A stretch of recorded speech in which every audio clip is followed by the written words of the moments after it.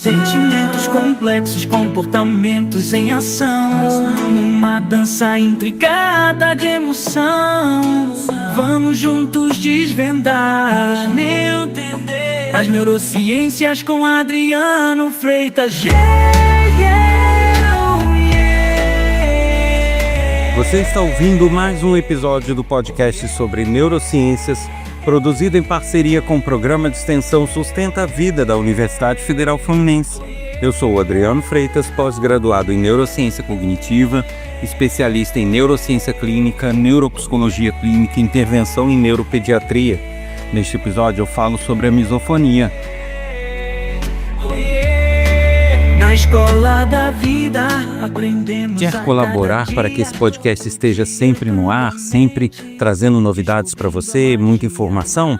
É só compartilhar o canal, os episódios em suas redes sociais, com sua família, seus amigos, colegas de trabalho. É o compartilhamento e a audiência que garante a continuidade do projeto. Eu conto com você, conto com a sua ajuda. E você também pode ajudar contribuindo com sugestões de tema, críticas, elogios. Isso pode ser feito pelo e-mail podcast@sustenta-vida.com ou mensagem de WhatsApp para o número 22 99 222 1003. Quem quiser ter mais informações sobre as neurociências, sobre projetos que eu desenvolvo, sobre minha vida profissional, pode visitar o meu site www.adrianofreitas.com, podendo também curtir as redes sociais neurociência.af, TikTok, Instagram, Facebook, Quora. Só no YouTube que é um pouquinho diferente, Neurociência-AF. Neurociências com Adriano Freitas. Nesse episódio eu falo sobre a misofonia, que na verdade foi uma sugestão de tema que a gente recebeu pelo WhatsApp. Realmente é um bom tema, né? Um bom esclarecimento para as pessoas que muita gente não sabe do que se trata. A misofonia é um transtorno onde a pessoa fica profundamente incomodada com determinados sons. Ela tem aversão a sons específicos. E deixando claro, não precisa ser um som alto, tá? Muita gente acha que é assim, não, é porque o som está muito alto. Não, não tem a ver com volume, mas com o tipo de som. Então, quem tem misofonia, ela pode se sentir incomodada ou profundamente irritada com o som de uma respiração mais ofegante, com o som das teclas de um computador quando você digita, com o som de um relógio de parede fazendo aquele tic-tac, quem tem aqueles relógios antigos. Então, às vezes, sons que nem são tão altos, mas são repetitivos e, às vezes, com características específicas, causam um sério incômodo nessas pessoas. E aí a gente tem que fazer uma diferenciação com a hiperacusia, que são condições distintas. A hiperacusia é uma sensibilidade muito alta ao som. Isso significa que sons baixos a pessoa escuta muito alto, aquilo incomoda mesmo, aflige a pessoa pelo volume, né? Porque a pessoa tem uma sensibilidade alta ao som. Ela ouve tudo de uma forma mais exagerada. Então, fogos de artifício para essas pessoas, então, viram um estrondo. Isso é hiperacusia. Agora, já a misofonia, não. Como eu falei, não tem a ver com uma sensibilidade maior ao som ou ao volume dele. Tem a ver com um tipo de som. E outra coisa que a gente precisa entender é que isso gera questões emocionais mesmo nas pessoas que têm misofonia. A misofonia, ela gera incômodos, mas esses incômodos eles podem vir acompanhados de raiva, de depressão, de angústias, pode tornar a pessoa ansiosa, ou seja, a pessoa pode ter disparos emocionais a partir desses sons que incomodam. Esses tipos de sons que incomodam quem tem misofonia são chamados gatilhos, né? Porque se você às vezes está tranquilo, está vivendo normal e tem um som específico ou dois sons específicos que quando ocorre te dispara aquela reação emocional muito exagerada. Esse disparo faz com que seu humor mude de uma hora para outra. Então você está bem, de repente você fica irritado, você fica ignorante com todo mundo, você fica, aflito. Isso realmente gera questões emocionais. E aí as neurociências tentam estudar isso e saber a causa, né? Mas é algo que foi relatado, que foi relacionado muito recentemente. Isso passou a integrar aí, né, as possibilidades de análise de tratamento a partir dos anos 2000, em torno ali do ano 2000, relativamente recente. Cabe que deixar claro que quando algo é relatado ou se cria algum protocolo para algo, não significa que antes não existia, tá? Não é que não tinha misofonia, passou a ter no ano 2000. Não, não é isso. Não é como uma pandemia que surge, sabe, e de uma hora para outra toma forma. Não é isso. Ele vinha realmente, já havia relatos bem anteriores, em literatura, em outros registros, mas só que não havia essa compilação e essa busca por uma resposta, né? Então é algo recente e não há uma pesquisa assim de geração que possa dizer, é genético, não é genético, é isso, é aquilo. Não há ainda uma definição muito certa, uma coisa cravada do que é, das origens, né? O que se sabe são algumas áreas que são envolvidas, né, que reagem mediante esse problema, que é o famoso córtex pré-frontal, que eu vivo falando dele, porque realmente é uma parte crucial do cérebro, né? O sistema límbico, que é um centro emocional do nosso cérebro, então toda a nossa reação instintiva, emocional, impulsiva, parte desse sistema límbico, que é uma parte bem central, né, fica lá no miolo do cérebro. E ele, se a gente sente raiva, se a gente tem vontade de bater em alguém, se a gente ama alguém, tudo vem desse sistema límbico, né? Ele é um centro emocional do nosso cérebro. E tanto o córtex pré-frontal quanto o sistema límbico possuem conexões com o córtex auditivo. O estímulo auditivo que chega, ele tem um processamento ali no córtex pré-frontal e tem envolvimento do sistema límbico e ele dispara emoções. O que ocorre nessas pessoas que é uma hiperconexão aí, né? Alguns sons geram um processamento exagerado e um disparo exagerado de emoções, exagerado e descontrolado, porque às vezes as emoções nem sempre deveriam ser as adequadas para aquela situação, né? E aí, só para não deixar passar, eu devo citar também uma área chamada de córtex insular anterior, e essa área se percebe em alguns estudos que ela tem uma atividade também acima do que seria a média normal nas pessoas que têm misofonia. Então, tudo indica que essa área, em conjunto com o córtex auditivo, em conjunto com o sistema límbico e com o córtex pré-frontal, atua no sentido de causar essas sensações. A pessoa que tem misofonia, ela pode ter esse tipo de reação com um grupo de sons ou simplesmente com um ou dois sons, né? Então, o fato da pessoa, ela não tem uma vida completamente normal, não tem problema nenhum, mas um som específico causa problema nela. É misofonia também. E é claro, né, gente, eu não preciso nem falar o impacto que isso causa na vida das pessoas.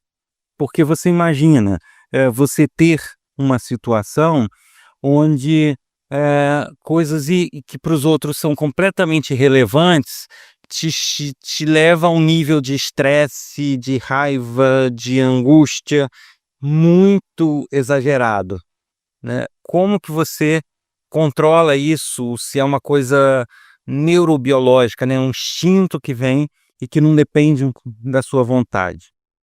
E o que é pior, né? Como que você faz as pessoas acreditarem nisso? Porque é muito comum, e isso é comum não só nesse problema, em quem tem alguns tipos de neurodegenerativas, doenças neuromusculares, também passa por isso, que é você fazer os outros acreditarem em você. Por exemplo, quem tem uma doença neurodegenerativa, neuromuscular, principalmente no início, ela visualmente é uma pessoa que aparenta estar normal. Só que a pessoa não consegue levantar o braço, não consegue pentear um cabelo direito, não consegue, sei lá, pendurar alguma coisa.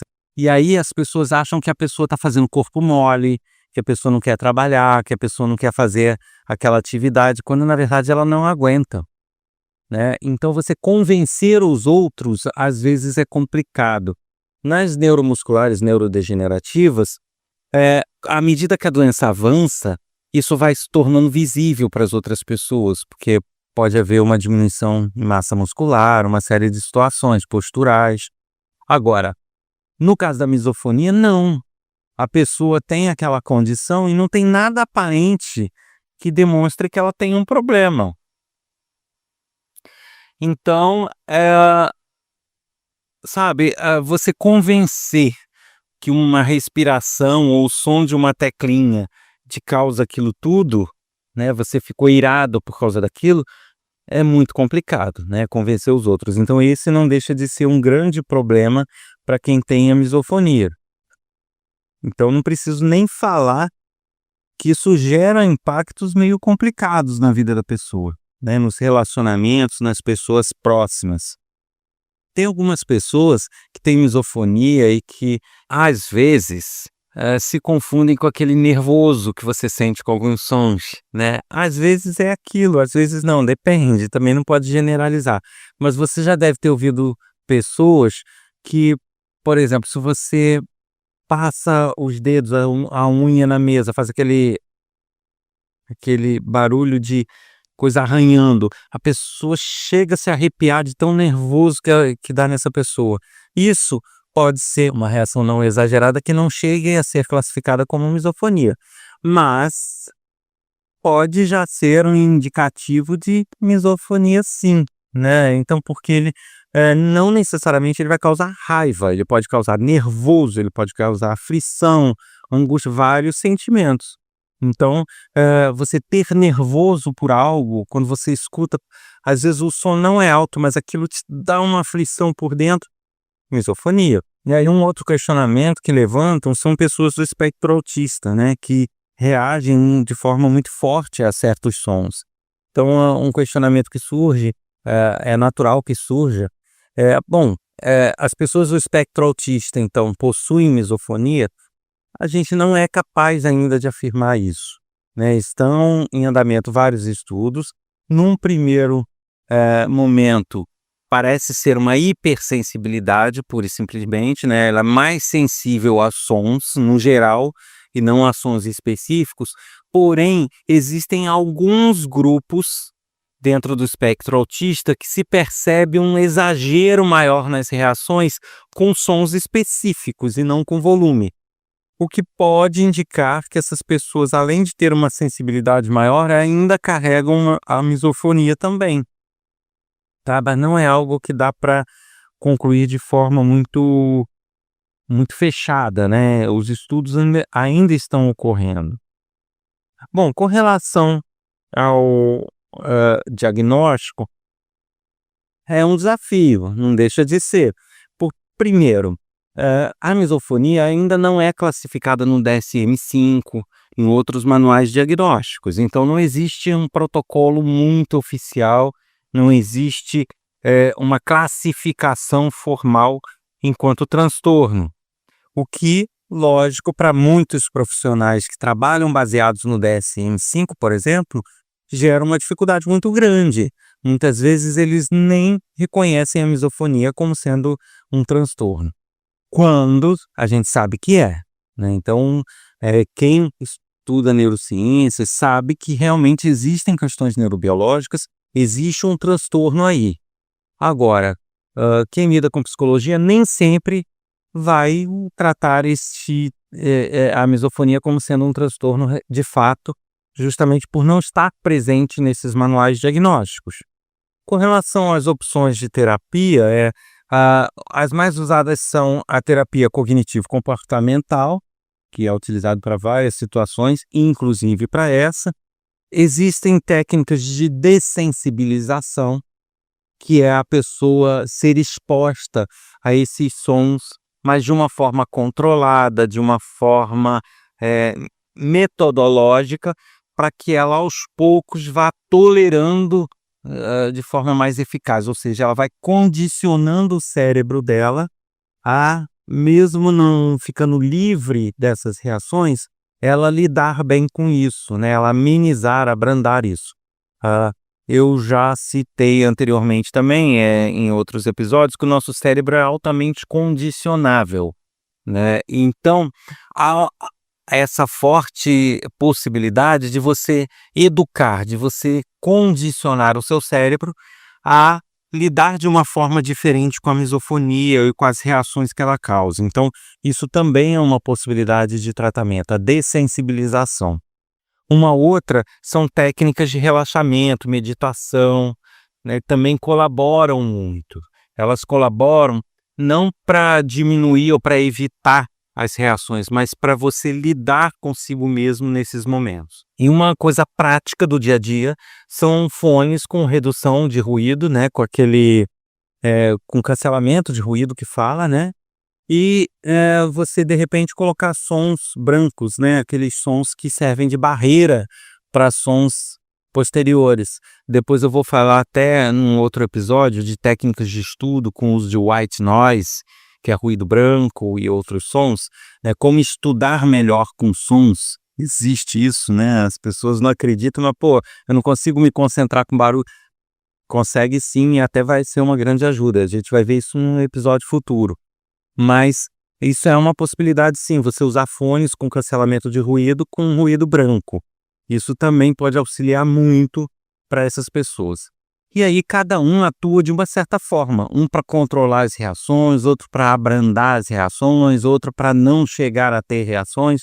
Então o ideal é que a pessoa, e lógico, com o auxílio de algum profissional, consiga mensurar ali o que é mais eficaz para ela e de repente utilizar até mais de uma técnica. Cada um com uma finalidade, todos em conjunto resolvem a situação dela, né? Então mais ou menos a ideia é por aí. Agora, o que a gente pode tirar de lição da misofonia, e não só da misofonia, de vários outros transtornos, isso aí eu falo para quem tem neurodegenerativa, para quem tem doenças neuromusculares, para quem tem misofonia, para quem tem vários outros transtornos, para essas pessoas, mas também, principalmente para quem está no entorno, que é o seguinte: a gente precisa de ter um pouco mais de empatia, né? A gente tem uma tendência natural a comparar os outros conosco, em achar que o que não nos incomoda não incomoda o outro, que o que não nos afeta não afeta o outro, ou não deveria afetar o outro. E aí a gente julga os outros por estarem sendo afetados por algo que para a gente é irrelevante. A gente tem que lembrar que nós somos únicos, o nosso cérebro é único, as características de cada um são únicas. Então, o que para mim é completamente irrelevante, para o outro pode ter uma relevância absurda e ser um problema muito sério. Então, é nesse sentido que eu falo da necessidade de empatia. Se a gente percebe ou tem informação de outra pessoa de que há um incômodo, que há um sofrimento com alguma coisa, antes de julgar, que a gente tente entender, né? Essa compreensão e essa ajuda que às vezes a gente pode dar, né? A gente às vezes pode colaborar com alguma coisa, isso vai fazer a gente ter um convívio melhor, uma sociedade melhor. Lógico, né? Há casos em que é notório e se percebe claramente que existe um aproveitamento das situações, que as pessoas estão tirando vantagem. Isso aí existe em algumas situações e existe em tudo na nossa vida. Onde há humano, há isso, infelizmente. Mas, no geral, a gente precisa ter esse entendimento, sabe? Antes de julgar, buscar entender e ver se realmente aquela pessoa não está sofrendo de alguma forma e com que a gente pode ajudar. Sempre lembrando isso, somos únicos, temos características únicas. E isso é o principal fator que nos faz humanos. Na escola da vida aprendemos. Você ouviu mais um episódio do podcast sobre neurociências, produzido em parceria com o Programa de Extensão Sustenta a Vida da Universidade Federal Fluminense. Eu sou Adriano Freitas, pós-graduado em Neurociência Cognitiva, Neurociência Clínica, Neuropsicologia Clínica, Intervenção em Neuropediatria. Neste episódio eu falei sobre a misofonia. Quer colaborar com dúvidas, críticas, elogios, sugestões de tema? Não deixe de escrever para podcast@sustenta-vida.com ou mensagem de WhatsApp para o número 2299-222-1003. Eu conto com a sua colaboração, também no sentido de compartilhar o episódio que te interessa, compartilhar o canal com seus amigos, colegas de trabalho, redes sociais. Esse compartilhamento e audiência nos ajuda a manter o projeto vivo. Conto com a sua ajuda. E semana que vem estou aqui com mais um episódio. Até lá. De emoção, vamos juntos desvendar, as neurociências com Adriano Freitas. Yeah, yeah.